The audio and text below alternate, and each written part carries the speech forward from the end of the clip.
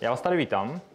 Mé jméno je Tomáš Weiss a pracuji ve společnosti Salsita, pražská firma se sídlem mimo jiné i v Ostravě a specializujeme se na JavaScript.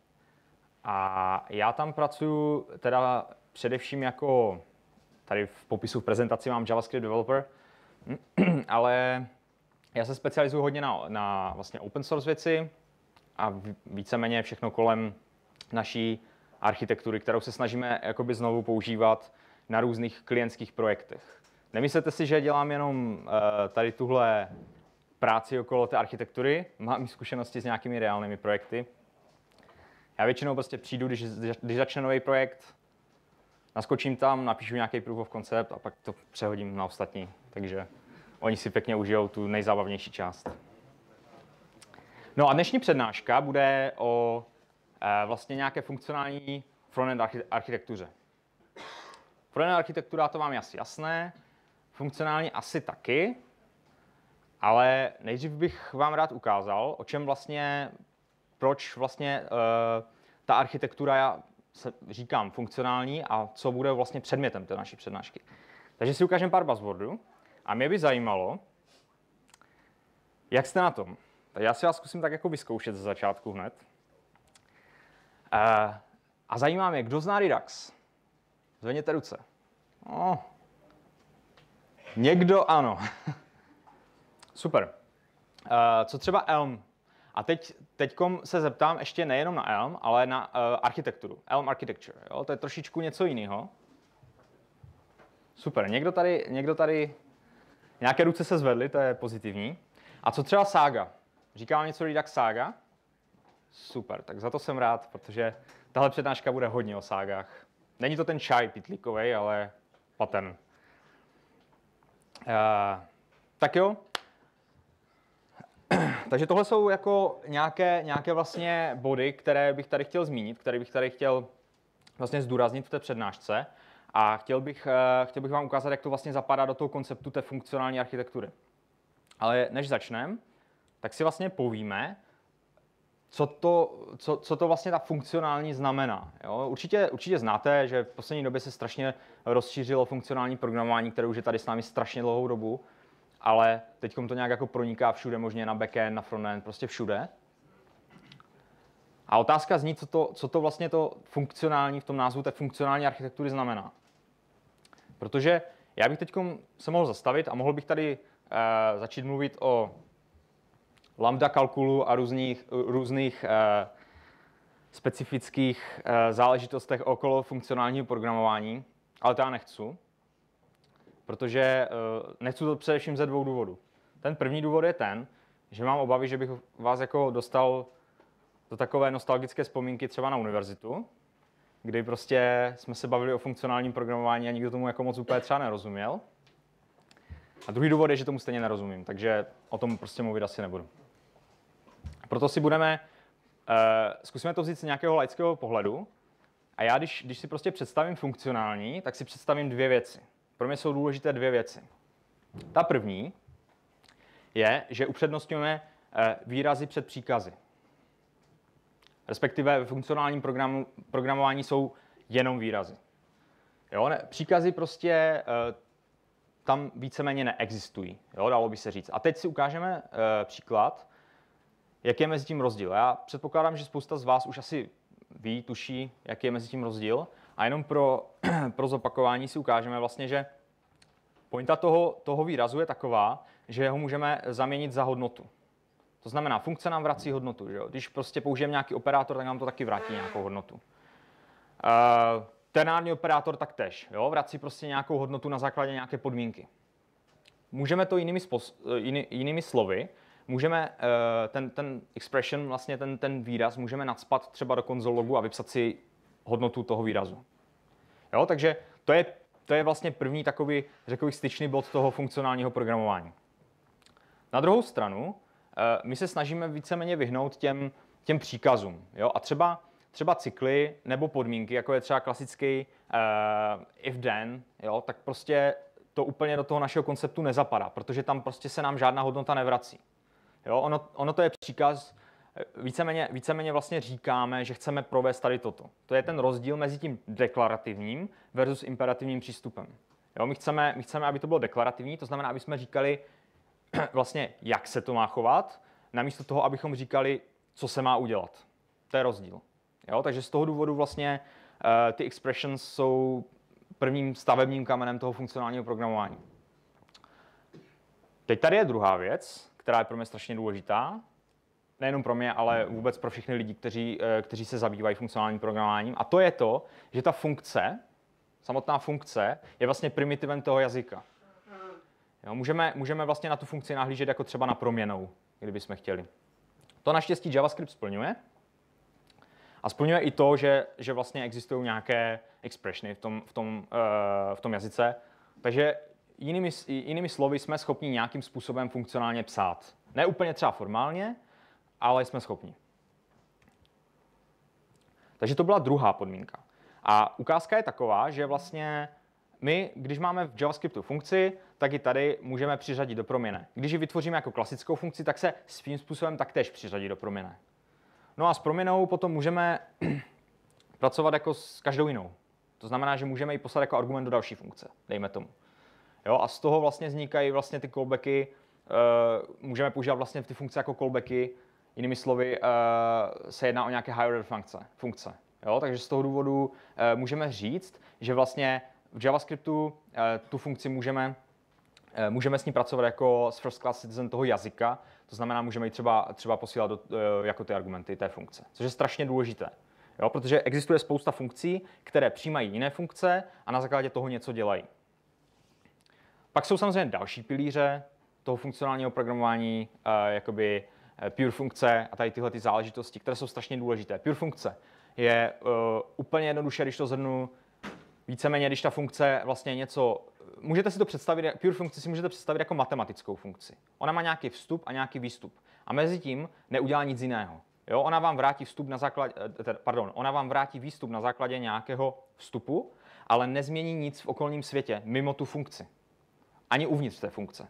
Ona vlastně nic nemění. Jo? Ona jenom vrací nějakou hodnotu. Třeba sinus, typický sinus, matematická funkce, která vrací nějakou hodnotu na základě nějakého argumentu.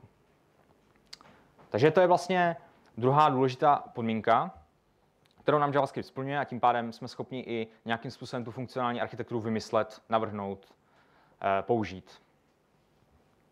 No a tady je ještě další důležitá věc a to je vlastně imutabilita, neměnnost. Zvedněte ruku, kdo si myslí, že ví, co to znamená.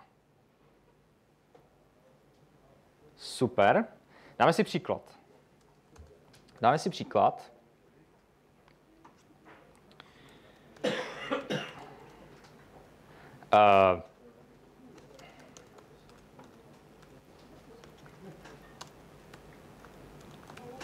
Tady zkusím ještě nějaký syntax highlight. Tak.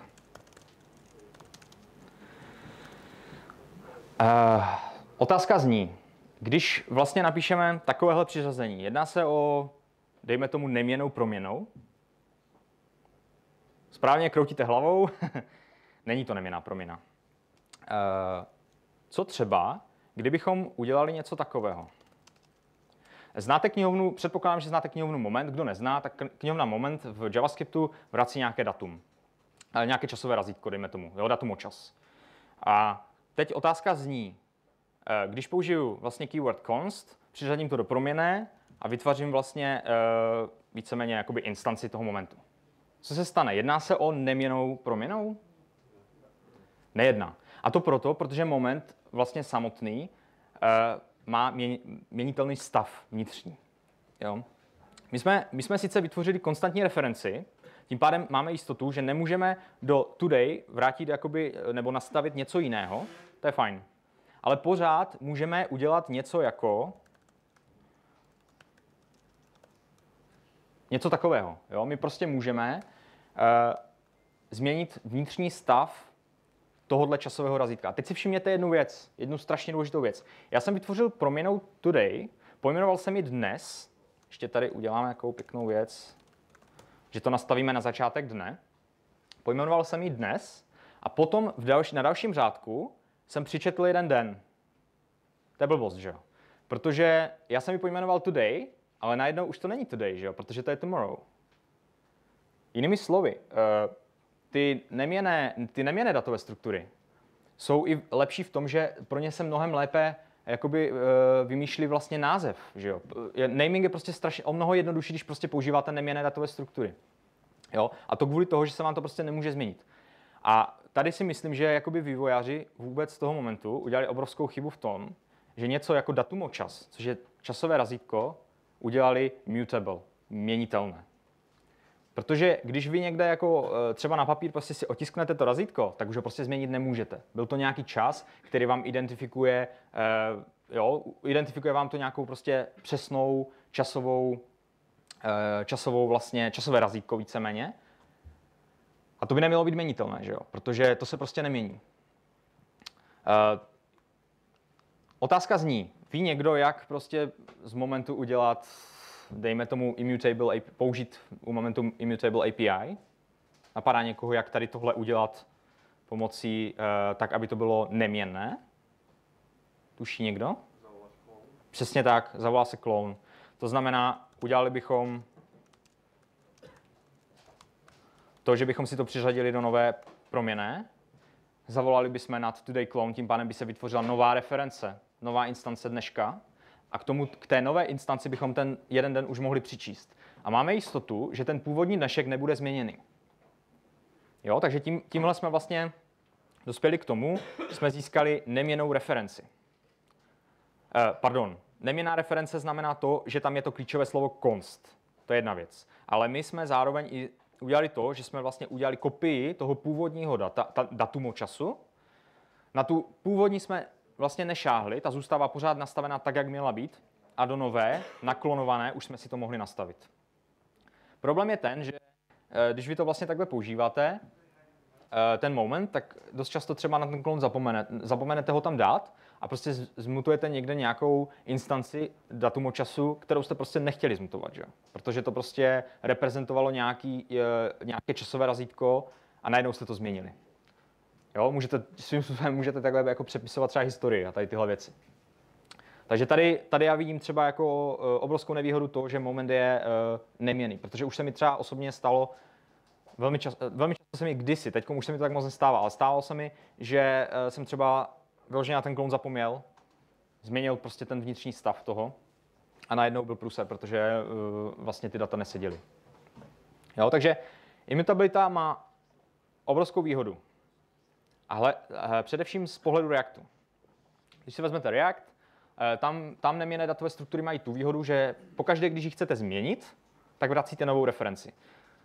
Tím pádem jste schopni velmi jednoduše říct, jestli se data pro komponentu, ať už jsou ve stateu té komponenty, ve stavu vnitřním, nebo předaný externě pomocí properties té komponenty, jste velmi jednoduše schopni říci, jestli se ty data změnily nebo nezměnily. Tím pádem, jestli by se komponenta měla přerenderovat nebo ne.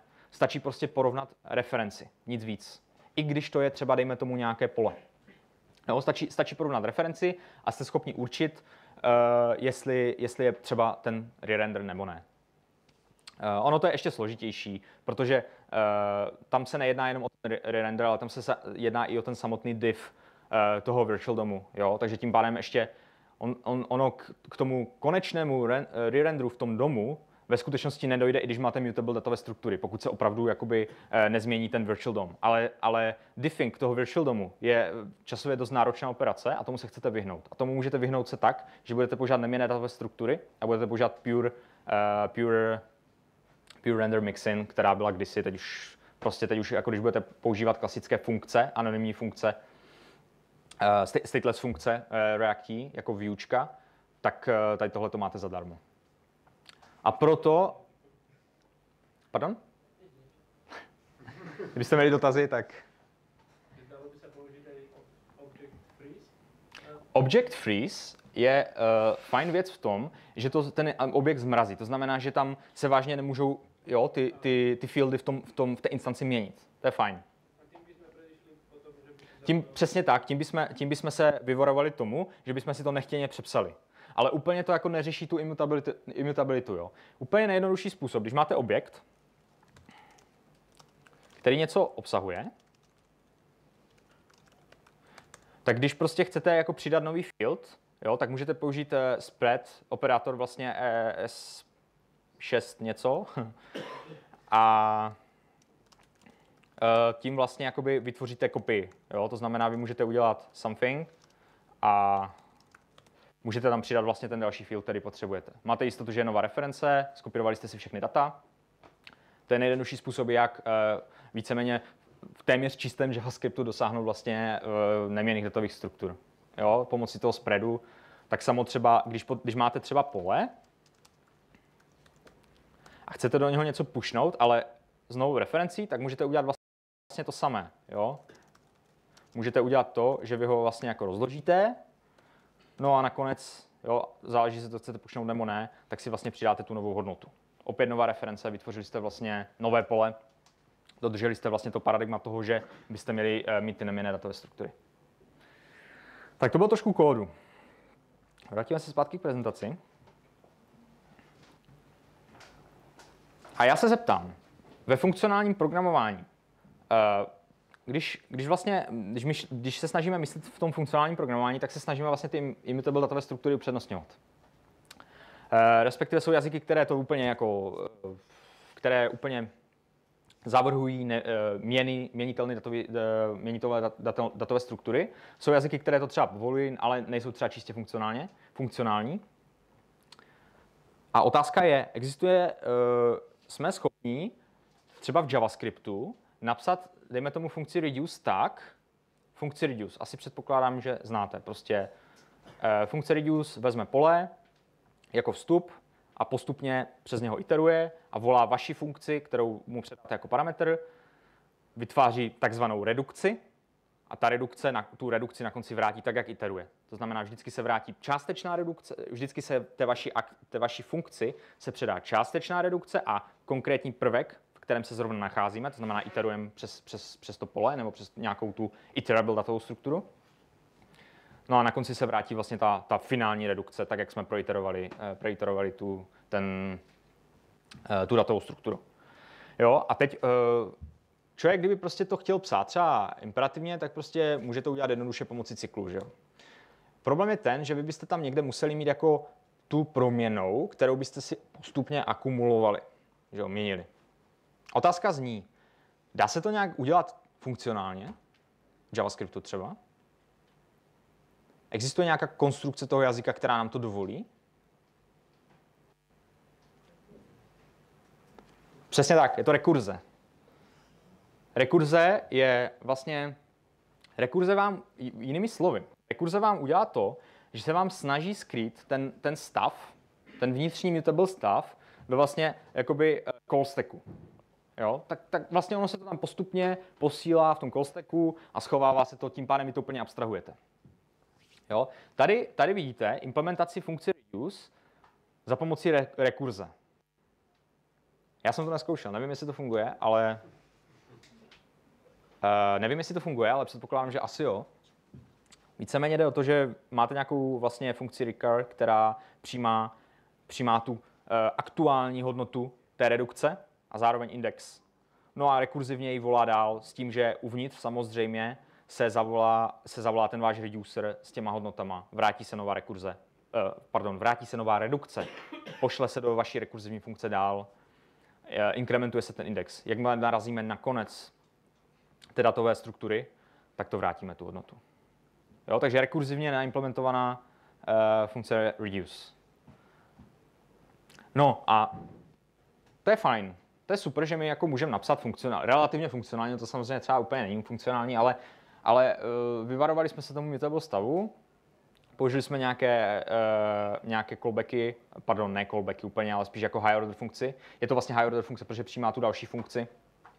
A naimplementovali jsme funkci reduce, která je iterativní, to znamená, jsme schopni prostě nějaký cyklus jako nahradit tou rekurzí. To je fajn, ale problém je v tom, že představte si, že píšete prostě nějakou jako šíleně velkou aplikaci.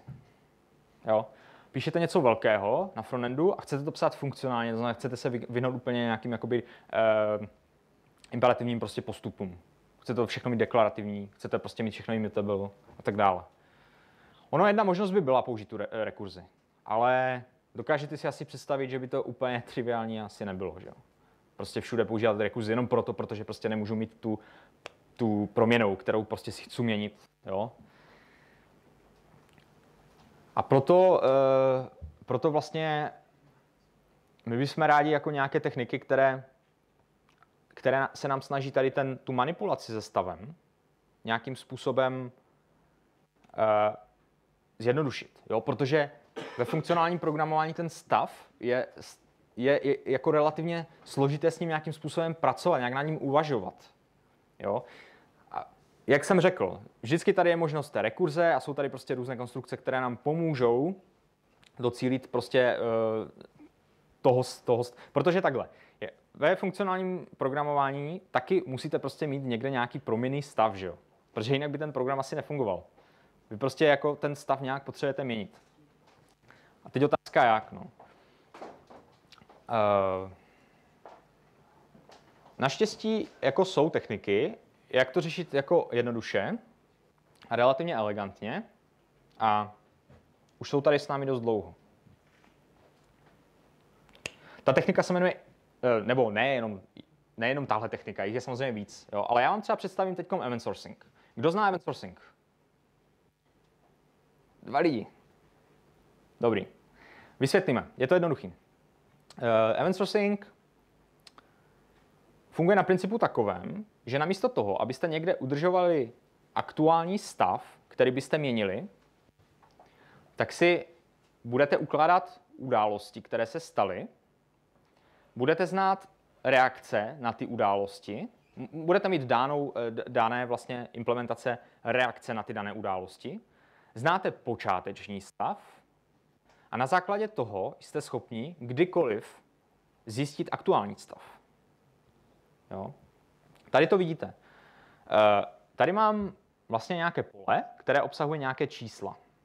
Ty čísla můžou prostě reprezentovat, dejme tomu, bankovní transakce na vašem účtu. Můžou být kladné nebo záporné. Důležité je, že víme, že na začátku jsme vlastně náš zůstatek na účtu byl 0. To víme. A dále víme, že přišly nějaké transakce v takovémto pořadí, to znamená přičetlo se 100, přičetlo se 250, 500, 300, odečetla se 500, odečetlo se 200, aby bychom rádi získali ten aktuální stav na tom účtu. Jo. Vy byste samozřejmě mohli mít třeba v nějaké SQL databázi byste mohli mít prostě líčko, current balance, tam byste to přičítali, vyčítali, byla by to strašná sranda do té doby, než by se to podělalo a zjistili byste, že už ten stav nejste schopni rekonstruovat. Nevíte, co by se stalo. Takhle vy dostanete jakoby bezztrátovou informaci o tom, co se s tou vaší doménou dělo. Což je strašně fajn. Jo. Může se stát, že musíte si uvědomit, že vlastně ten aktuální zůstatek je jenom projekce. Jo? To je takzvaná projekce. To není autoritativní informace. To není to není ten zdroj pravdy. Ten zdroj pravdy je co v tomhle případě? Co si myslíte, že je zdroj pravdy v event sourcingu vůbec obecně? Přesně tak, posloupnost těch eventů, tak jak šli za sebou. To je ta autoritativní informace, která je strašně důležitá pro nás. No a teď se teda podíváme, jak to vypadá. My máme teda pole nějakých behaviors, což jsou vlastně ty eventy. My máme funkci, což je definice toho, jak na ně reagovat, na ty eventy. Říkejme tomu reducer.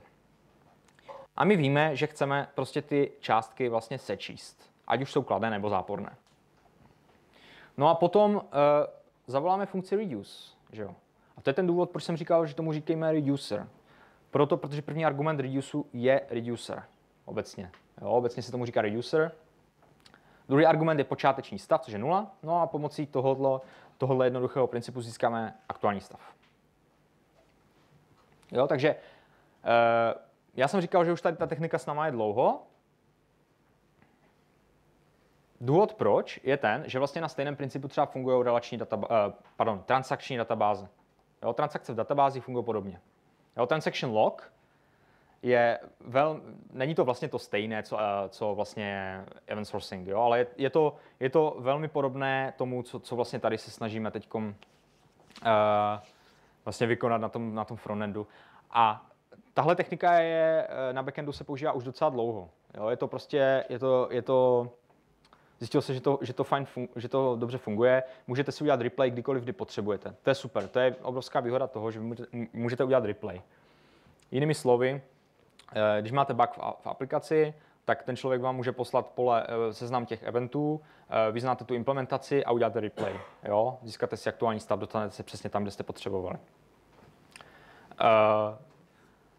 Problém v tom je ten, že třeba na backendu se to nepoužívá tak, že byste vyloženě měli persistentní pouze ten seznam těch akcí, těch eventů, ale máte k tomu i nějaké snapshoty, protože je asi nereálné prostě pokaždé, když vám bootuje ten server, abyste prostě projeli všechny eventy od začátku a postupně to aplikovali. Jo? Já neříkám, že to nejde, samozřejmě to jde, ale v praktické implementaci se většinou používají snapshoty, to znamená, říkám, tady mám stabilní stav a od tohohle stabilního stavu znám tyto eventy.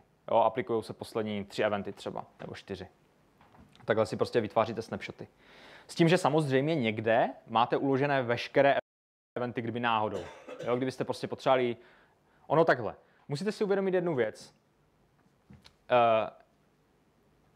Vás hned napadne. No jo, tak když já mám bug v aplikaci, tak prostě vezmu a ten event z toho smažu a udělám replay. Jo, ten event, který prostě tam dělal, tam zanesl prostě tu chybu v tom stavu. Jo, tak já ho smažu a udělám replay. Ale to udělat prostě nemůžete. Protože vy porušíte to, co jsme řekli, a to je to, že to je vlastně zdroj pravdy. Jinými slovy, jediná možnost, jak tohleto napravit, je ta, že vytvoříte nový event, který opraví tu chybu toho předchozího. Ale ta chyba tam už musí být zanesena. Vy nemůžete přepsat tu historii, to nelze. No a ten vlastně aktuální stav je vlastně ta projekce, ta, o které jsem mluvil. Tak a proč já o tom tady jako hovořím? Protože Redux je event sourcing. Nic víc než event sourcing. Jo, to je strašně důležité si uvědomit. Redux je event sourcing. A proč? Proč je Redux event sourcing? Může mi někdo říct, jaké tam jsou podobnosti, co jste si všimli? No, akce je event. Správně, akce je event. A co třeba ten reducer, že jo? Vidíme tam ten reducer, který nám definuje to chování, což je vlastně tady ta naše funkce sum. Takže reducery tam máme tam ty akce, ty eventy. No a tady ten krásný reduce, to je vlastně ten Redux. Jo.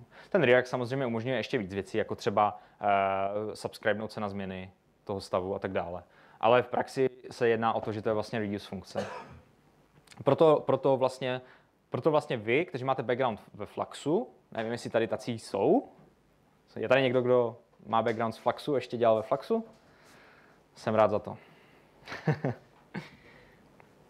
Takže vy, kteří máte background z Fluxu, tak vlastně víte, že tam se to jmenovalo store, že jo? Protože to storovalo nějaké data, interní stav to mělo.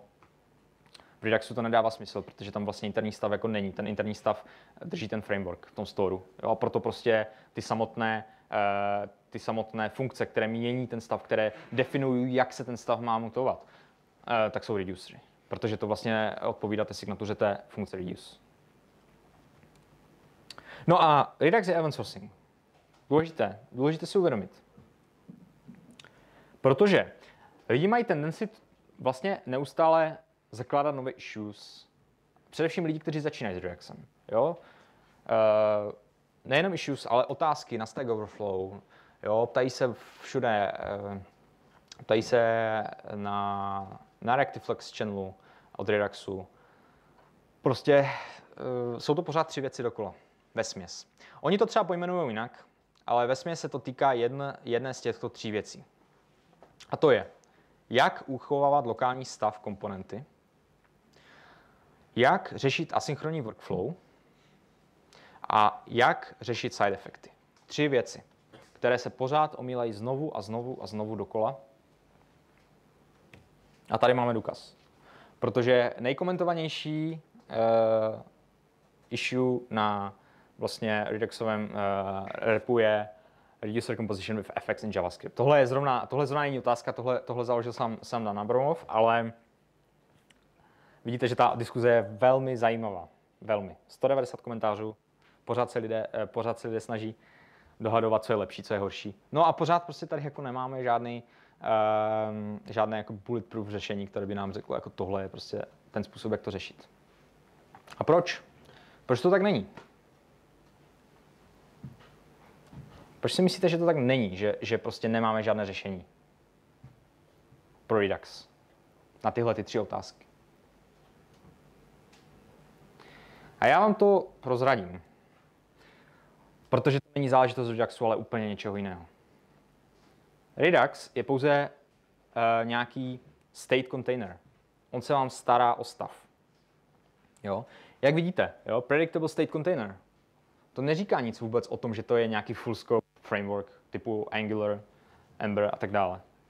Jo? To neříká nic o tom, jak řešit side efekty a tak dále. To neříká o tom, to dokonce neříká nic o komponentě. Jo? To, prostě Redux nikde nedefinuje něco jako komponenta. V Reduxu nejsou komponenty, protože máme globální stav. Vy, abyste tam ty komponenty dostali, tak si musíte zanést nějaký pattern, který vám je tam dostane. Jo?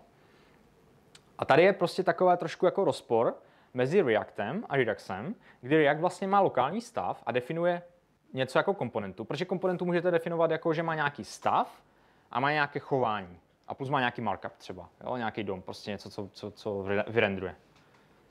No, v Reduxu očividně prostě jako žádný rendering není, že jo? To je prostě jenom state container. Lokální stav tam taky neexistuje, jo? Prostě všechno je globální víceméně. No, je to na vás. Jo? Je to na vás, abyste si to udělali přesně tak, jak potřebujete. Jo? Ten lokální stav, když ho prostě potřebujete, tak si to musíte vyřešit sami. Já vám ukážu jedno řešení, jak třeba dosáhnout toho, že budete mít vlastně lokální stav komponenty, instance. Komponenta, musíte si uvědomit, komponenta jako třeba, dejme tomu kalendář nebo counter. Jo? V našem případě, budeme se bavit o našem případě, to znamená, to je counter, to je nějaké počítadlo. A to počítadlo obsahuje pouze tlačítko, na to tlačítko člověk může klikat a inkrementuje hodnotu toho tlačítka. To se zobrazuje ta hodnota se zobrazuje v tom tlačítku. Strašně jednoduchá komponenta. Kdybychom to dělali v Reactu čistém, uděláme si counter komponentu, která by byla stateful, měla by stav, inkrementovali bychom tu hodnotu. Super jednoduché, ale my chceme prostě Redux, my ty data chceme mít v global stateu, protože máme nějakou business logiku, která na to navazuje a tak dále. No a to prostě je něco problematického. Jo? Ono se to vždycky dá řešit. Existují knihovny, já si teď přesně nepamatuju, jak ten middleware se jmenuje, ale člověk, který stojí za Redux boilerplatem, Erik něco, tak tady ten člověk tady tenhle middleware vytvořil, jmenuje se to, myslím si, že se to jmenuje Multireducer, přesně tak, Multireducer, tohle to řeší. Jo, řeší to nějakým způsobem, ne úplně elegantně, ale ta vnitřní implementace je velmi podobná. Ukážeme si, jak na to. Takže, čím začneme? Začneme tím, že si nadefinujeme view. Jo? Tak, a co je view? Takže view zaprvé nejdřív bude nějaká reakční komponenta. Takže máme tady counter, tak jak jsme se bavili, který vlastně má dispatcher, že jo? Potřebujete dispatchnout akce, což je ten increment, to je jasný, to je prostě klasický Redux. Má tu hodnotu, která přichází z nějakého map state to props. To znamená, přichází nám tam do těch propsů ta hodnota. A je tady jedna věc navíc, instance ID. A všimněte si, že ona přichází v těch propsech tady a vlastně potom všechny akce, které jdou ven z té komponenty, tak se tagujou. Jo, tagujou se prostě. Tady prostě představte si, že tu akci razítkujete, tady mám instance ID třeba vrchní counter, spodní counter a tak dále, jo, nebo 55. counter, tak jak potřebujeme. Takže to je nějaký string, který pozor, je unikátní. Musí být unikátní, protože tu instanci máte jenom jednu. No a my vlastně z té naší komponenty uděláme high order komponentu. Pardon, ona to není úplně high order komponenta. Ona to ve skutečnosti je high order funkce, protože my používáme stateless funkci, ale je to funkce, která vrací funkci. I přesto, že ta funkce je vlastně je vlastně reakční komponenta, tak je to spíš, bych řekl, teda více high order funkce než high order komponenta. Ta je tady, tu exportujeme. Všimněte si, že té funkci předáváme instance ID a ona nám vrací nakonektěnou komponentu counter. Jo, je to jasné. No a teď naše funkce, kterou byste typicky použili v klasickém Reduxu, map state to props, jsme přejmenovali na build map state to props, protože to je opět high order funkce, neboli funkce, která vrací funkci. A ta jako první argument, nebo vlastně v prvním volání té funkce se přijímá instance ID, která se udrží v closure a posílá se do té funkce, která se vrátí. Jo? Jinými slovy, my jsme schopni říct, že z upstateu vytáhneme vlastně z counters vytáhneme si vlastně ten konkrétní counter pro tu instance ID a nacpeme to do těch propsů. A pošleme tam i ten instance ID, aby jsme to měli připravené pro tagování těch akcí, což používáme vlastně tady. Jinými slovy, klasickým způsobem byste tady předali funkci, ale my tady my tady samozřejmě funkci předáme, ale ještě předtím jednu zavoláme, která nám ji vytvoří. Jo, takže jsme právě docílili toho, že máme high order funkci, která nám vrátí komponentu, která je naskoupovaná do té naší instance. Jednoduché řešení. Jak vypadá reducer a použití? Taky relativně jednoduše. Musíme ten instance ID tag vlastně vzít v úvahu. Když tu akci zpracováváme v tom reduceru, to znamená, vytáhneme si to z té akce, přesně tady. No a potom tady uděláme nějaký magic, který prostě vezme ten upstate, najde to. Tady ten upstate není globální upstate, ale tohle je upstate pro všechny countery. To znamená, předpokládá se, že tento reducer použijete z combine reducers a pojmenujete to jako klíč, použijete counters, tak, aby nám to sedělo tady s tímhle map state to props, jo? Protože vidíte, že vlastně se používají counters. Jo? No, tady už je to mapa vlastně, která obsahuje klíč to instance ID a potom ta hodnota té mapy je vlastně ten upstate, ten state pro ten counter náš. Jo, takže jednoduchým způsobem tu hodnotu pro tu konkrétní instanci inkrementujeme, přesně tady. Já se zeptám, je někomu tahle syntaxe nejasná? Zvedněte klidně ty ruce.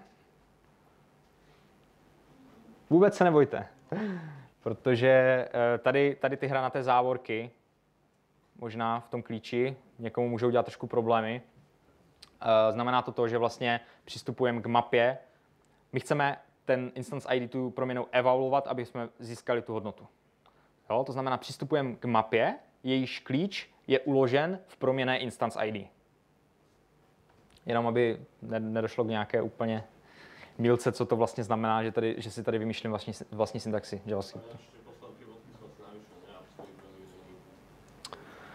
Já nevím, jestli jo, tady už asi. No, ono totiž bylo myšleno to, že tam vlastně, že ten counter může být jako zase objekt, že to může být jako komplexní objekt, ale já se dívám, že tady to vlastně stejně nedává smysl, protože tady už se posílá jenom ta hodnota. Takže jo, tady tyhle 3 tečky jsou špatně, tohle by nefungovalo, protože tohle je vlastně primitivní datový typ, nějaké číslo. Tak, máme připravený reducer, máme připravené viewčko, které je vlastně jakoby high order funkce. Podíváme se, jak se to používá. Používá se to tak, že vlastně my jsme říkali, že ta naše komponenta je high order funkce, to znamená to funkce, kterou musíme zavolat, abychom tu komponentu dostali vůbec.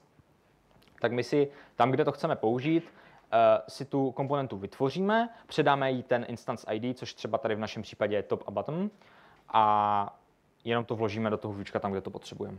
Všechny akce, které klikáte uvnitř toho counteru, ať už vrchního nebo spodního, jsou automaticky zaskoupované do toho konkrétního kontextu. Jo, když prostě inkrementujete ten vrchní, tak se opravdu inkrementuje jenom ten vrchní, nikoliv ten spodní. Takže tohle je relativně jednoduché řešení, jak prostě dosáhnout toho lokálního stavu v Reduxu. Problém je to, že tohle řešení jako není úplně dobře škálovatelné. Jo, ono hlavně proto, že představte si, že prostě tady těch dynamických struktur budete mít hodně a najednou prostě nad tím reducerem budete muset dělat takovéhle šílené věci. A jak vidíte, tak už i já jsem tady prostě udělal chybu tím, že jsem tam dal ty 3 tečky, které tam prostě být neměly. To bych asi jako na to relativně rychle přišel, ale tohle je triviální příklad. Dokážu si představit příklady, které jsou mnohem složitější a byly by komplikovanější. Z toho důvodu my bychom ideálně našli nějaké řešení, jak to řešit nějak jako obecně, nějak to abstraktizovat tady ten problém tak, aby jsme se s ním nemuseli zabývat. Jo, aby jsme prostě nemuseli vždycky na to myslet a psat to ručně.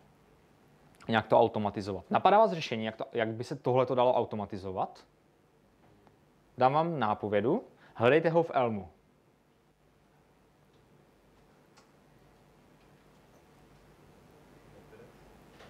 Prosím? Je taky framework, že MobX se to volá? Ne, to je trošku něco jiného, ne úplně to, k čemu jsem mířil.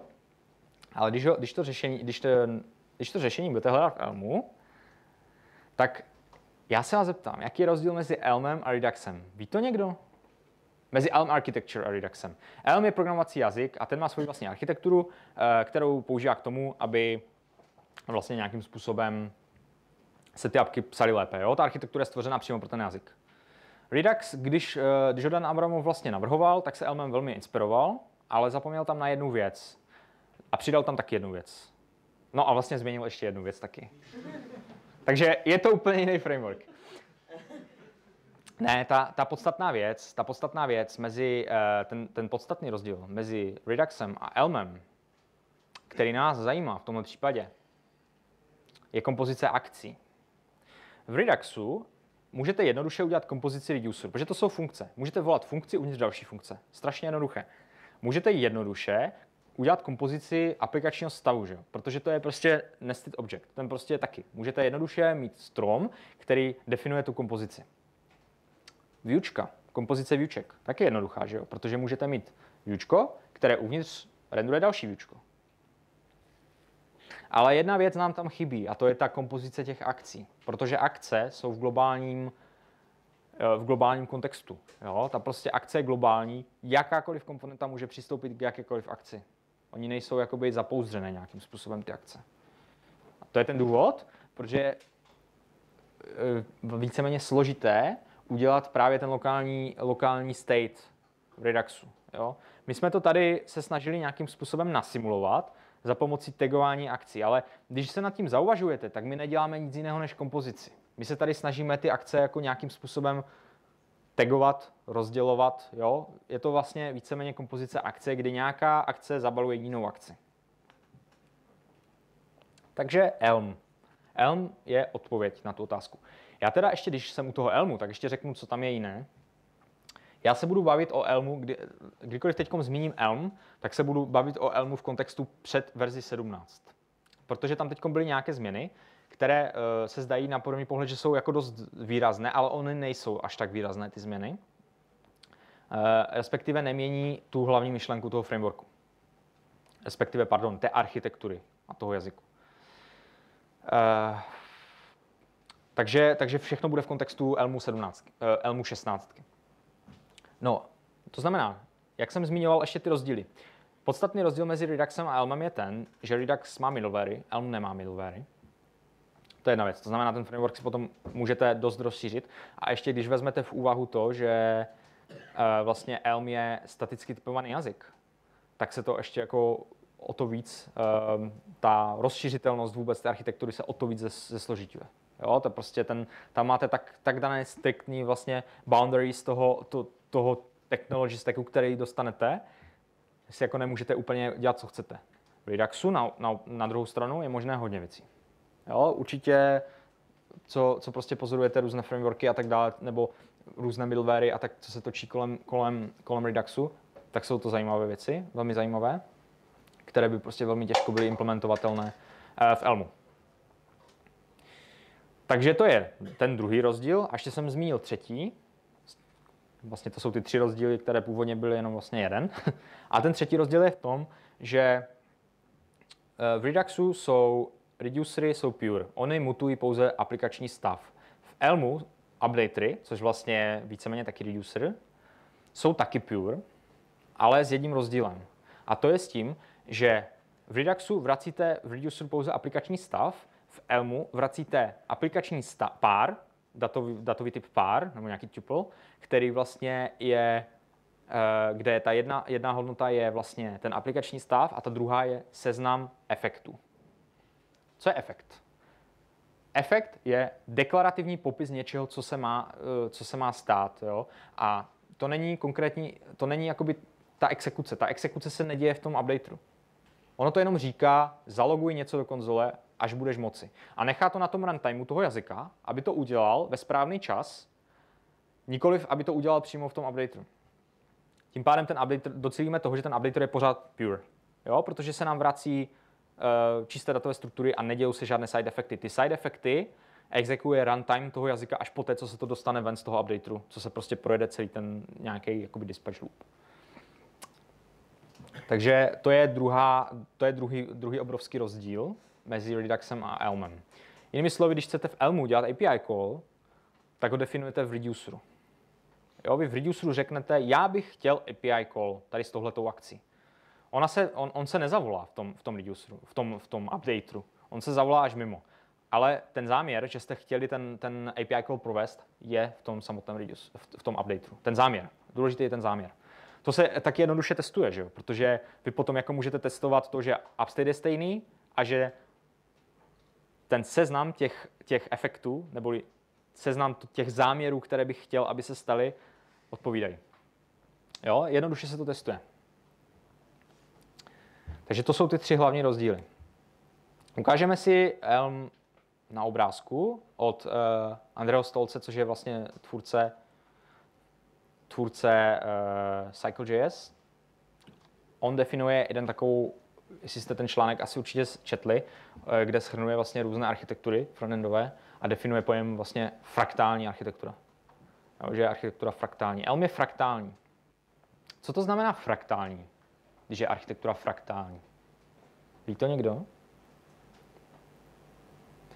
Ak je to ako fraktál, tak to znamená, že v ktoromkoľvek bode, ako keď si to graf, tak keď chcel spraviť, tak stále to... No, tady ten člověk tohle to úplně nemyslel. Samozřejmě máš pravdu, ale on to takhle nemyslel. On to spíš myslel tak, že vy tu aplikaci jste schopni rozbít. Jo, úplně rozbít na jednotlivé komponenty, které jsou nezávislé. Jo, to znamená, vy kdykoliv můžete říct, představte si, že máte někde nějaký kalendář ve vaší apce v Reduxu a najednou chcete ten kalendář vzít a open sourceovat ho. Je to možné? Možná, že to možné je, ale já vám jako garantuju, že ve většině případů to možné nebude. A to proto, že ta komponenta bude závislá na vaší logice aplikace. A tohleto, jak moc bude závislá, bude záviset na tom, jak moc hezký Reduxový kód máte, jak moc umíte používat selektory a jejich kompozici. Protože kompozicí selektorů za pomocí knihovny Reselect jste schopní částečné fraktálnosti Reduxu dosáhnout. Ale nikdy to nebude jako v Elmu třeba. No a teď proč vlastně je fraktální, že jo, ten Elm? No protože ta kompozice je všude. Když se podíváme tady na tento obrázek, tak vlastně ty modely, jak vidíte, kompozice modely jsou vlastně to stejné jako upstate v Reduxu. Jo? Ta kompozice modelů je jasná, prostě je tam. Tam kompozice těch výuček taktéž, tady se nelišíme. Kompozice update funkcí, update vlastně zase jak reducer náš, je tam, taky se nějak moc nelišíme. Všechno vypadá fajn. No a jedna krásná věc je tam taky znázorněná na tom obrázku a to jsou ty akce, že jo? To je ta šípečka, která je obalena další šípečkou a tak dále. Můžete je do sebe zanořovat, jo? A to je věc, která nám v Reduxu prostě chybí. To je ta kompozice akcí. Proto ta fraktální architektura v tom Reduxu je prostě složitější. Jo? Kvůli toho, že máme jakoby ten coupling mezi těma komponentama je větší, než by nezbytně musel být. Namísto toho, abychom definovali interface té komponenty a snažili se to používat tak, že vlastně víceméně parent používá ty potomky, jejich interface, tak vlastně v tom Reduxu tak nic takového neexistuje, protože tam není prostě ten koncept té komponenty. Jo, tam to není, tam je globální stav a z toho důvodu vlastně těžko se vám to potom rozděluje na nezávislé komponenty, které potom kdykoliv můžete vzít a open sourceovat. Čistě teoreticky v Elmu můžete vzít jakoukoliv část a open sourceovat ji, protože je nezávislá.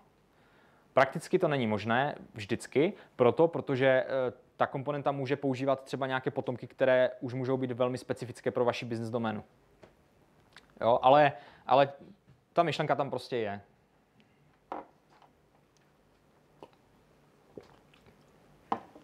Podíváme se, jak udělat kompozici JavaScriptu. Já myslím, že ten příklad mluví za vše. Je to úplně jednoduché.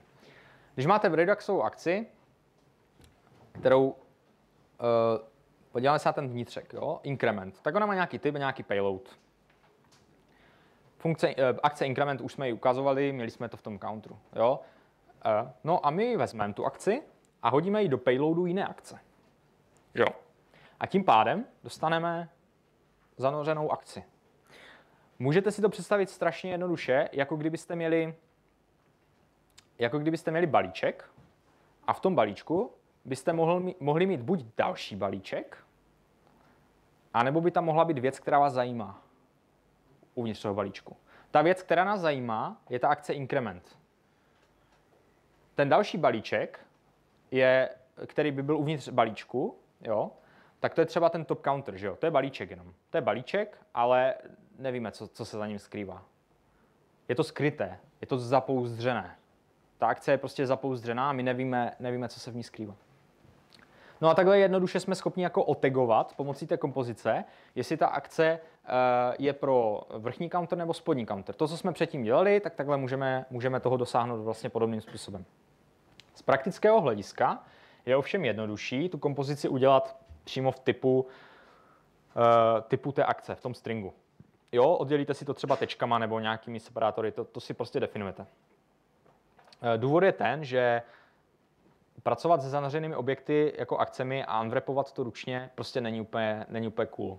A hlavně, vy když to máte jako string, ten typ, tak vy nad tím můžete udělat jako nějaký třeba regex matching, že jo? Vy můžete to matchovat prostě pomocí nějakých regulárních výrazů a tak dále. A můžete prostě je to strašně silná záležitost tady tohleto. V Elmu totiž, Elm Architecture je vlastně něco podobného, ale tam vám to dává přímo ten jazyk. Jo, tam prostě používají se vlastně ty union typy proto, abyste vlastně dosáhli toho, že jste schopni ty typy jako zanořovat, ty typy akcí. Takže tam prostě máte podporu od toho jazyku a dokážete s tím dělat fakt psí kusy. V tom JavaScriptu, tím, kdybyste použili jako zanoření objektů, tak byste si to akorát zkomplikovali, nezjednodušili. Když použijete ten string, tak sice jako nezískáte tu type safety toho Elmu, ale získáte aspoň jednoduchou možnost, jak ty akce jako zanořovat do sebe. Jo, takže to je kompozice akcí JavaScriptu. Strašně jednoduchá. Není na tom nic složitého. Mrkneme na implementaci. Implementace je taky velmi jednoduchá. Implementace vychází z toho, že my jsme si teda nadefinovali, že bychom vlastně tu kompozici akcí chtěli dělat pomocí stringů, oddělených vlastně tečkami. Takže to je jeden string, kde jsou ty typy oddělené těmi tečkami. Takže my si uděláme napíšeme si funkci compose action, která přijímá nějaké typy, no a jenom to vlastně jako spojí dohromady, že jo. To je základ, to máme. No a teďkom přijde to důležité, a to je funkce forward to. Tahleto funkce byla v Elmu do verze 16. Od verze 17 tahleta funkce není. Namísto toho používají běžnou funkci map a mapují komponenty, to si potom ukážeme. Oni to zjednodušili, význam je pořád stejný. Implementace je trošku jiná, použití je trošičku jiné, ale to, co vám to dá, tak vám to vlastně dá to samé. Jo? Takže funkce forward to. Jako první argument přijme dispatch, jo, Reduxový dispatch, a jako ostatní argumenty jsou ty typy, kterými bychom to chtěli jako zanořit, zavrepovat. No a forward to nám vrací novou funkci. Co je ta nová funkce, co nám vrací forward to? Jak se jmenuje? Ví někdo? Prosím? Ne. Ta funkce, co nám vrací forward to, vrací další funkci. A co ta funkce přijímá? Tady to vidíte, že jo? Ona přijímá akci. Taky ne, ještě. A uvnitř té funkce, která přijímá tu akci, se dělá co? Jaká funkce se uvnitř volá? Dispatch. Takže jakou funkci nám forward tu vrací? Přesně tak. Ona nedělá nic jiného, než vrací modifikovaný dispatch. A ten modifikovaný dispatch dělá co? On vezme originální dispatch, no a automaticky zavrepuje tu akci uvnitř. Jo? Tady je prostě forward to je higher order funkce, která prostě vrací novou funkci, modifikovanou, která všechny akce automaticky vrepuje. Jak se to používá? Ukážeme si? Určitě. Ten argument té funkce compose actions je takto napísaný. Ano. Co to spraví? To udělá to, že vlastně té funkci můžeš přidat neomezené počty argumentů a ono ti to vytvoří jakoby pole. Jo, je to víceméně zobecnění toho spreadu klasického. Tak, ukážeme si použití forward to.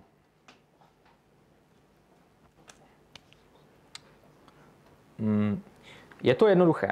Pointa je v tom, že představte si, že máte nějakou render funkci, která vrací counter. Tyhle ty countery, kdybyste měli, syntakticky to samozřejmě není správně, ale jenom pro jednoduchost. Tyhle ty countery, kdybyste měli v Reduxu, tak byste si je použili byste connect, abyste tam dostali vlastně ten dispatch, kdybyste potřebovali, anebo byste ho poslali tím top-down přístupem. A my použijeme top-down přístup, protože my víme, že my té funkci ten dispatch můžeme přidat. My tady můžeme přidat. Jo. Takto. No a my víme, že já to napíšu teda jinak. Tak, máme nějaké víčko a my víme, že nám přichází dispatch, root dispatch, čistý dispatch, který nic nedělá. Jo, to znamená, to víčko je zakonektěné. No a my víme, že máme funkci forward to, která dokáže říct to, aby všechny akce automaticky byly zavrepované. Uděláme to, že tomu vrchnímu counteru předáme ten dispatch zavrepovaný tagem top. A tomu spodnímu dáme ten spodní. Tohle to není úplně efektivní implementace, protože to vytváří novou referenci toho dispatche při každém renderu. To je nesmysl, a to byste si měli někde uložit a tak dále. Ale pro jednoduchost to ukazuju takto. Takže tohle je použití. Co se teď stane? Co když vrchní counter zavolá akci, použije dispatch a dispatchne funkci increment? Co se stane? Co se dispatchne za akci, když vrchní counter dispatchne increment? Top.increment, přesně tak. Spodní counter, bottom.increment. Jo, je to automaticky, je to zapouzdřené. Co je na tom fajn, je to, že vlastně ten counter o tom vůbec nic neví. On může být zanořený hluboko v té hierarchii. A vůbec o tom nic nemusí vědět. Vy můžete ten counter vzít a kdykoliv ho přesunout kdekoliv jinde ve vaší aplikaci. Jo? A opět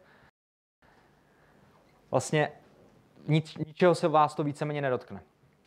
A tohle je příklad té fraktální architektury. Jo? Ona je fraktální protože vlastně vy ten counter můžete vytáhnout a open sourceovat ho jako counter komponentu. Protože je nezávislá na kontextu té naší aplikace. To je super věc. Jak si ozvěříte, že ta architektura je fraktální úplně jednoduchým benchmarkem? Já vždycky říkám, nejjednodušší věc je taková, že když přemístíte vaši komponentu někde jinde v hierarchii, leaf komponenta, musí to být koncová komponenta, jo? Když ji přemístíte někde jinde v hierarchii a pustíte unit testy, tak vám to nesmí spadnout. Pokud vám to spadne, tak ta architektura není fraktální. Nejjednodušší benchmark, jak si to věříte. Jo, protože když vy to přemístíte v té hierarchii, tak to znamená, že jste to víceméně vložili do jiného kontextu, ale ten counter pořád funguje. Unit testy toho counteru, jo, té leaf komponenty, nesmí failnout. Kdybyste to třeba měli v Reduxu napsané bez tady těchto super věcí, tak byste to přesunuli, tak se tam třeba rozpadne rozpadne se vám třeba nějaký selektor nebo někde vám to prostě spadne. Jo, nejjednodušší způsob, jak si to ověříte, je právě pomocí unit testu. Tady vidíte to použití, to je vlastně to, co jsme teď ukázali v tom Sublimeu. Takže jinými slovy, takhle jednoduché to je. Jo, tak ta kompozice akcí. Takhle dosáhnete podobné architektury, jako dělá Elm. Kdybyste chtěli do extrému, tak ještě uděláte to, že si napíšete middleware, který dělá to, že on by to vlastně nemohl být middleware, on by to musel být store enhancer, který by dělal to, že by vám umožnil vracet vlastně z reduceru upstates listy efektů a potom by byla někde nějaká exekuce out of order. Přesně tohle to dělá Redux Loop. Jo? Redux Loop vlastně dělá přesně toto. Takže kdybyste zkombinovali Redux Loop, použili tady toto, tak máte víceméně plus minus Elm architecture. Kompozice akcí. Super věc. A jak jsme si řekli, kompozice nám tady pěkně ukázala to, že vlastně je to nějakým způsobem zapouzdření. Že jo? Nám totiž vlastně v tom Reduxu chybí, to zapouzdření nám tam strašně chybí. My máme globální stav a ten globální stav je globální, k němu může přistoupit kdokoliv. Otázka? Možno ja len akože takú otázku, že aké výhody sme vlastne týmto dosiahli oproti tomu, keby ten stav bol proste v React komponente v lokálnom stave? Skvělá otázka. Dosáhli jsme vlastně toho, že to máme, za prvé, dostaneme veškerý tooling od Reduxu. Jo, to znamená, máme takové ty fine featurey typu replay, jo, undo, redo a tady tyhle super věci dostaneme. Celkem jednoduše. A druhá věc je ta, že někdy prostě ten stav v tom globálním stromu potřebujeme. No hej, ale keď je v globálnom, presne vtedy potrebujeme, aby to nebolo enkapsulované. Ano, ale ano. Ta pointa je ta, že by vždycky k tomu víceméně přistupovala vlastně ta parent komponenta. Ale já jsem jenom chtěl ještě zmínit to, že já jsem tady něco říkal o tom, že my můžeme ten typ, když máme ten action type, tak my můžeme použít nějaký třeba pattern matching nebo regex matching, jo? A tady je ta síla toho. Protože my potom můžeme mít matchery, nebo můžeme prostě mít matchery, které říkají, že každá akce, která je typu increment, jo, tak nám třeba incrementuje něco někde úplně jinde v tom stavu. Jo, protože my víme, že my jsme schopni napsat regex, který říká, že prostě ta akce končí increment. Jo, nebo tak. Jinými slovy, tím, že my to máme ve stringu, jo, tak potom můžeme si s tím dělat prostě víceméně, co potřebujeme. Jo, ale vždycky to je na úkor toho, že si musíme rozhodnout, jak moc to zapouzdření chceme porušit. Tohleto by s čistým Reactem nebylo možné. Jo, museli bychom mít nějaké funkce, nebo nějaké callbacky, které bychom si přes propsy posílali dál a dál a dál, než bychom ten callback prostě v té poslední komponentě zavolali. Odpověděl jsem na tu otázku aspoň částečně? No, trochu. Můžeme to potom klidně probrat ještě a ukázat třeba nějaký kód k tomu. Jo, to znamená, šlo mi hlavně o to zapouzdření vlastně těch akcí a teď vlastně bych rád naznačil tomu, jak jsem to myslel, to zapouzdření. Když se podíváme tady na tento slide, tak já znova dám tu paralelu s těmi krabicemi. Já to mám strašně rád, tu paralelu s těmi krabicemi protože představte si, že máte jako organizační strukturu nějakých lidí a vždycky nějaký člověk by měl něco na starost a měl pod sebou nějaké lidi. No a přišel by balík, který je nějak jako tagovaný, je tam nějaký name tag, ten člověk, který je zodpovědný za to, si ho vezme, otevře si ho a co tam je? Je tam buď nějaká věc, která ho zajímá, s kterou on něco může udělat, a nebo tam je další balík pro člověka, který je pod ním v hierarchii, v té hierarchii těch lidí. No tak on to prostě rozbalí, ten jeho balík už samozřejmě nerozbaluje a předá to tomu člověku. Ten si to zase rozbalí a tak dále. To je to zapouzdření, o kterém mluvím. Jo? Že vlastně to je něco, co prostě Redux porušuje. React to samozřejmě měl, ale tím, že my máme ten globální stav, tak my bychom potřebovali udělat jako kombinaci nějakou mezi tím. Jo? A kombinaci uděláme právě tak, když vlastně do toho Reduxu napasujeme ty skoupované akce. Protože potom už s tím můžeme dělat víceméně, co chceme. Elm to řeší tady podobným způsobem, jenomže Elm nám dává ty výhody toho jazyka. Jo? To, co prostě my nemáme v tom JavaScriptu, tu typovou bezpečnost, to nám tady prostě bohužel chybí. Takže tohle bylo zapouzdření. No a já jsem říkal, že jako Elm je super cool a tak. A proč já ho nepoužívám, že jo? Nebo to neřekl, že ho nepoužívám, ale proč ho teda nepoužíváme, když je super cool? Jo. On je prostě, Elm je super věc, protože Elm, když prostě v něm napíšete kód a pak ho zkompilujete, tak máte dost velkou jistotu, že bude fungovat. Samozřejmě neznamená, že tam nebude logický bug, ale ta šance, že tam bude ten logický bug, je mnohem menší, než kdyby to byl nějaký JavaScript třeba. Ten Elm vám dává jistoty, které vám JavaScript prostě nedá. Jo, protože v Elmu je prostě všechno typované a všude víte, kde co se děje. Ale to není hlavní důvod, proč prostě bychom Elm chtěli používat. Elm je víceméně Redux, chybí nám sice middleware, dobře, kdybychom se přes to nějak přenesli, dává nám enkapsulaci, prostě zapouzdření těch akcí, lokální state se dá velmi jednoduše řešit právě pomocí tohohle zapouzdření. Tak proč ho nepoužijeme, že? Ukážeme si to na příkladu. Elm má totiž jednu nepříjemnou vlastnost. A to je tu, že on mixuje všechno v těch updaterech. Jo, já se přiznám. Já nevím, jestli mě znáte na GitHubu, ale já jsem vlastně napsal jednu knihovnu, jmenuje se to Redux Side Effects. A dělá to, co vlastně Redux Loop, ale používá to k tomu generátory. To znamená, že váš reducer může vypadat takto.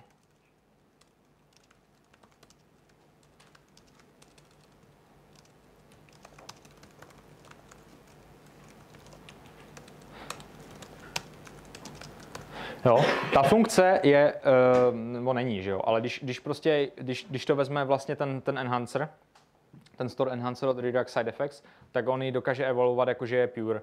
Jo, ona prostě dokáže vytáhnout z toho tu mutaci toho upstateu bez toho, aniž by exekuovala ty yieldy uvnitř. Jinými slovy, sesbírají se ty efekty, což je nějaká deklarativní, to je nějaký deklarativní popis toho, co se vlastně má stát. Aby se to dobře testovalo, tak to můžete ještě zabalit takhle hezky a ještě to můžete takhle jako předat. Tak to je ještě lepší, protože vy vlastně deklarativně říkáte, že vracíte efekt. No a potom testy jsou jednoduché, že jo? Protože testy jsou takové, že vyvoláte reducer. Kdo zná generátory? Dáme si ještě rychle opáčku z generátory. Budou se nám hodit ještě. Takže, generátor vrací iterable. Když zavoláte funkci gen, tak to vrátí nějaký iterátor. Takto. Jo, vám to nevrátí tu hodnotu. Uvnitř generátoru můžete použít buď klíčové slovo yield nebo return, přičemž return znamená, že ten generátor skončil. No a nad tím iterátorem můžete volat it next, což vám vlastně vrátí object, který má nějakou value a flag, jestli už ten iterátor je na konci nebo ne. Jo, to znamená, v tomhle případě by nám to vrátilo takto. A kdybychom to zavolali znova, tak se nám vrátí ta finální hodnota a done true. Jo, je to prostě taková pěkná featureka. My jsme toho využili v Redux Side Effects tak, že vlastně ty yieldy používáme na to, aby jsme byli schopni redukovat ty efekty, které se exekují out of order a zůstávají a na konci vlastně ta poslední hodnota je, předpokládáme, že je ten upstate. Já jsem to vždycky strašně advokoval tady tuhle myšlenku a už to nedělám. Už jsem s tím skončil. Už vám říkám, nepoužívejte to. Měl jsem rád tu knihovnu, ale už je s ní konec. Vysvětlím proč. Tohle je přístup Elmu. Krom toho, že jsem tam přidal ten pěkný syntaktický cukr s těma generátory, který jako, co si budeme povídat, zase úplně tak pěkný není, protože generátory pro tady tyhle ty věci asi úplně nejsou určené. Ale dalo se to vyřešit poměrně elegantně, protože nevýhoda Redux Loopu je ta, že vy, když si někde v nested reduceru vrátíte upstage efekty, tak to musíte propagovat všude, ve všech reducerech až nahoru. Výhoda generátoru nebo Redux Side Effects je ta,